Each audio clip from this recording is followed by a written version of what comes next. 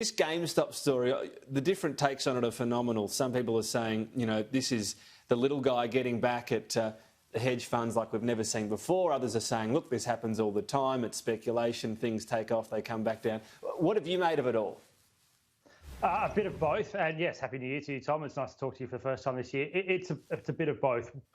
The reason I say it's probably more the latter of that question of your point is we have seen this many, many times before in the fact that 2007, the dot-com bubble, Asian financial crisis, the method that they've gone about moving GameStop and also AMC is the same. They're using leverage. And I think that's probably my point around this take and what's happening this morning with Robinhood, for instance, and I'll come to that point in a sec, about why this is so interesting, because they're using leverage. So the group that's under the Wall Street Bets group, you know, there's a belief that there could be as much as 200,000 of them, probably more likely 150,000.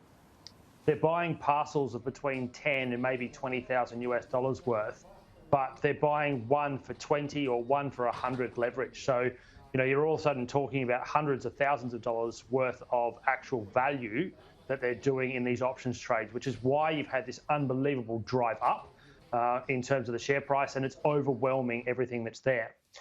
The reason Robinhood is part of this and where it's very interesting is that what has eventuated over the last 5 years is we know brokerage costs have always been expensive. A Robinhood is basically offering the retail trader, particularly millennials, basically next to nothing to do a transaction.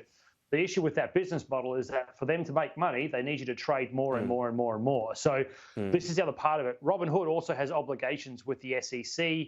They are the underlying underwriter of all these products. And they this morning are clearly having to go to their banks and say, we need liquidity to backstop ourselves against the risk of this. And that's the next part of this. If the big catch, if Robinhood was to actually fold, it would be the new equivalent, the millennial equivalent, probably, of Lehman Brothers in terms of what's going on there. So that's the big catch out of this and the big risk. If Robinhood was to fold because it cannot provide liquidity and the liquidity shortfalls that could come with this and folded, it would blow up a lot of things, and it could be a Lehman Brothers style equivalent in the new modern age of social media. And can you explain why they're so vulnerable? So you mentioned leverage there. Is this essentially people getting access to leverage, and that is, you know, buying a hell of a lot more shares than the value they have? These types of investors getting leverage where previously they wouldn't? Is that the issue here? Part of it, yes. Yes, part of it, Tom, that is. So you've always been able to get hold of it. So whatever product that happens to be, whether it's an option, whether it's a margin loan, whatever it happens to be on that leverage front in equities, is what you're talking about. A Robinhood has made the accessibility all that much more easy.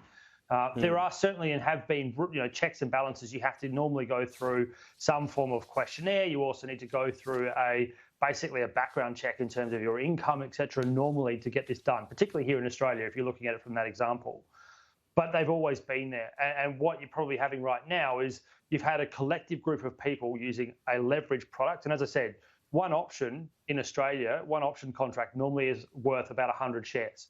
So if you're buying 10 options contracts, you're looking at basically buying 1,000 shares, and so on and so forth in terms of how that works. So that's where the leverage comes from. Although you might be buying one option contract, the underlying market has to be bought, and that's where a Robinhood comes into it. They have to actually make sure that they have the ability to cover these trades, and that's their problem, is that if all of a sudden you have this one outstanding incredible trade that is now worth $14 billion market cap, and the actual possibility of what's actually in the total of these options contracts could be also in the billions.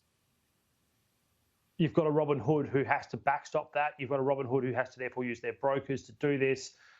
All of that's part of this trade and why it's interesting. It's certainly, you could argue very clearly that this is, you know, one up for those that, you know, the hedge funds that have been walking around on this. But again, this is just a new version of things that we've seen in the past where leverage is being used, and it has created quite a story, and there's no doubt about that. But in the end, there's a risk to this that people will end up being burnt and being holding positions they don't, and will lose a lot of money if this goes bad. And let's be honest, it looks like it's about to start going bad. That's always the warning here, isn't it? On those leverage, win big, lose big. Evan, here's an easy question to end on because it's our first chat. ASX 200 this year, level, up, down. What's your prediction? Yeah, great. That's a really easy question, Tom. Thanks very much for that one. In terms of what it looks like, it will be probably a continuation of the back end of 2020. So why I say that, and this again gets back to that answer also with regards to what's happening in GameStop, we know central governments and central banks are trying to basically prime up their economies to get through the COVID crisis.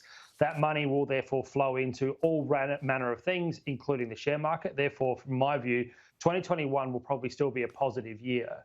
The question that we're probably getting in the US and what we're going to get next week for us here in earnings season is whether or not that incredible price that we've got to is actually being replicated in earnings. And over the last week, you've probably suggested it's not. If you look at the US earnings season, about 86% of companies have smashed expectations, but the share market's actually eased because they just cannot justify the price even with those earnings. So look, personally, yes, I think it'll be a reasonably positive year, but 2022, 2023 makes me sit up, and maybe even the back end of this year makes me sit up as that COVID relief packages ease out and the market and firms are asked to stand on their own 2 feet. That's going to be the question.